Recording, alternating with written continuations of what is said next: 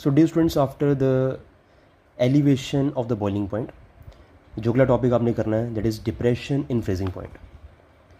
अब जब दोनों टॉपिक्स आप कंप्लीट कर लोगे यू विल फाइंड दैट कि ज़्यादा डिफरेंस याद करने में नहीं है बट टॉपिक में डिफरेंस है.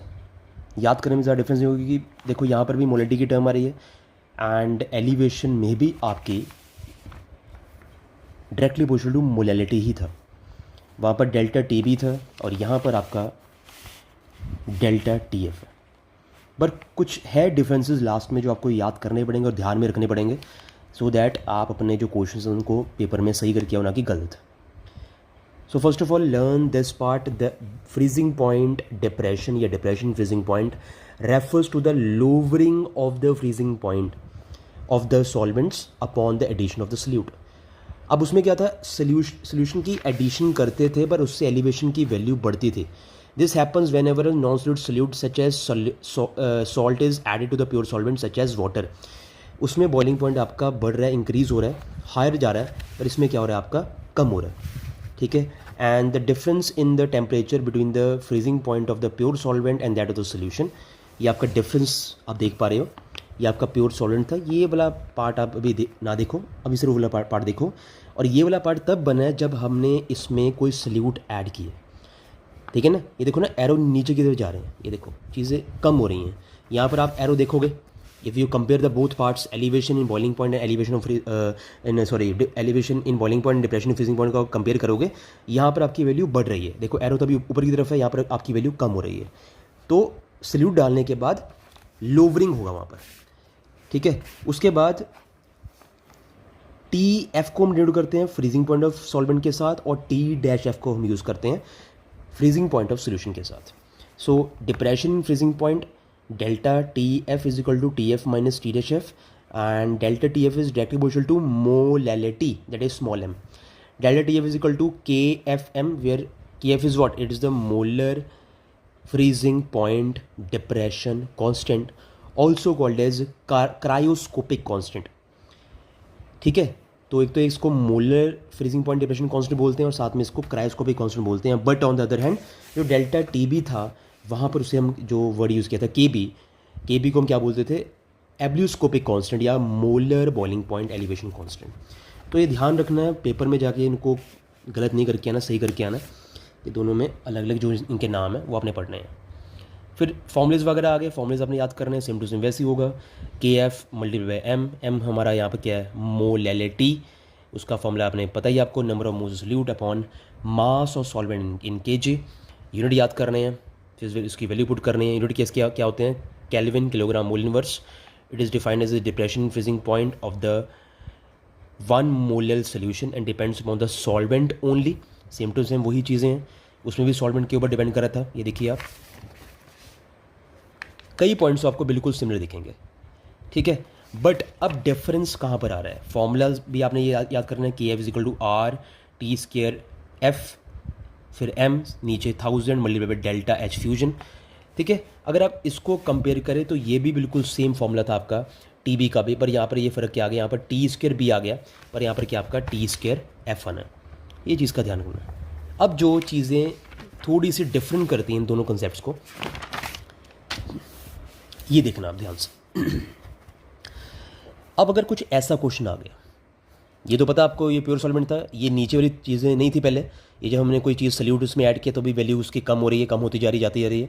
Solution 1, solution 2, solution 3. ठीक है. तो डेल्टा टी एफ का ऑर्डर क्या है, टी एफ का 3 ग्रेटर देन 2 ग्रेटर देन 1 और मोलैलिटी ऑर्डर क्या है 3 greater than 2 greater than 1. Delta T F is directly proportional to M और फ्रीजिंग पॉइंट क्या होगा यहाँ पर 1 ग्रेटर देन 2 ग्रेटर देन 3. ये फ़र्क है दोनों में. पर जब हमने टी बी का पढ़ा था, ये टी एफ का है फ्रीजिंग पॉइंट है, जब हमने टी बी का पढ़ा था उसमें सारी वैल्यूज़ आपकी जो सेकंड वाली थी या थर्ड वाली हो सकती हैं, वो अपने जो पीछे वाले था पार्ट उससे ज़्यादा ही थे. जैसे second greater than first, second greater than first, second greater than first for the multi order. पर यहाँ पर क्या हुआ, यहाँ पर आपका जो फ्रीजिंग पॉइंट का जो ऑर्डर है टी एफ है उसमें first is greater than second greater than third. तो मैंने यहाँ पर एक पॉइंट बना के लिखा भी है, I will read the camera, या देख पा रहे हो आप. टी बी एम की वैल्यू सेम होती है, बट टी एफ के केस में क्या होता है, डेल्टा टी एफ एम का ऑर्डर सेम होता है, बट ये होता है टी एफ से बिल्कुल अलग, इन्वर्स विद ईच अदर। ये दोनों चीज़ें आपस में सेम होती हैं, बट ये टी एफ से रिवर्स होती हैं, जैसे कि आप देख पा रहे हैं यहाँ पर डेल्टा टी एफ की और मल्टी की वैल्यू बिल्कुल सेम है, बट उसके जो फ्रीजिंग पॉइंट है वो फर्स्ट का ग्रेटर देन है सेकंड से, ग्रेटर देन है थर्ड से। ठीक है, तो एक और टॉपिक है जो एग्जाम में कहीं पूछा जाता है, what is antifreeze solution. अब जो भी लोग जाते हैं कहीं पहाड़ वाले एरिया में, जैसे लद्दाख साइड में, तो वो अपने फ्यूल में, पेट्रोल में इथिलीन ग्लाइकोल यूज़ कर लेते हैं कि उनका जो फ्यूल है, जो पेट्रोल है, वो जमे ना। ठीक है, तो एक क्वेश्चन आता है एंटी फ्रीज का, तभी नाम पता है ना, एंटी फ्रीज की मतलब उसको फ्रीज नहीं करना है। Solute is added to the solvent for depression in freezing point, वहाँ पर हमारा ये कंसेप्ट यूज़ होता है डिप्रेशन इन फ्रीजिंग पॉइंट का। तो सेम मोलर सोल्यूशन जो है उसमें भी आपकी जो वैल्यूज़ हैं आपने पढ़नी है। ये आपका फॉर्मूला है, अगर दोनों को हम कंपेयर करें आपस में, delta T F by delta T B is equal to K F by K B. इसके भी कुछ न्यूमेरिकल्स हैं करने वाले, फॉर्मूला वही आपका लगेगा, जहाँ पर आपका डेल्टा पिछले क्वेश्चन में था टी बी, वहाँ पर डेल्टा टी एफ आ गया, जहाँ पर था पहले के बी, वहाँ पर के एफ आ गया, मल्टीप्लाई बाय एम जो है वो दोनों में कॉन्स्टेंट ही है, मोलैलिटी दोनों में कॉन्स्टेंट ही आपकी रहेगी। ठीक है, तो ऐसे कुछ क्वेश्चन आपको एग्जाम में आ सकते हैं, सीधा आपने वैल्यू पुट करनी है टी एफ की और एम की, जो क्वेश्चन वैल्यू गिवन होगी। ठीक है, और ये क्वेश्चन अपने सॉल्व कर लेने हैं। बोर्ड एग्जाम में इसके जो क्वेश्चंस वगैरह आए हैं मैं आपको दिखा देता हूँ एक बार। You can just pause the video and you can solve by own. या देख पा रहे हो क्वेश्चंस वगैरह?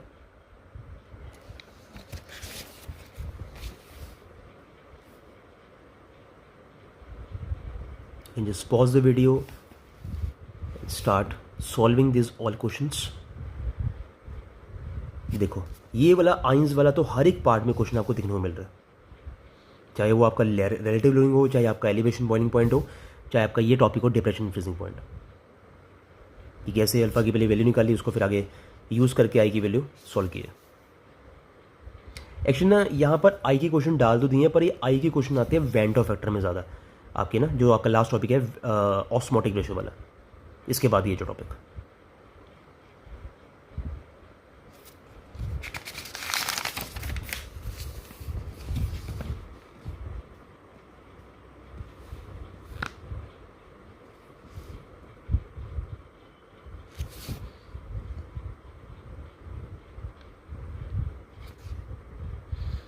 ठीक है, तो इसके बाद हम करेंगे हमारा अगला जो टॉपिक होगा ऑस्मोटिक प्रेशर। ठीक है,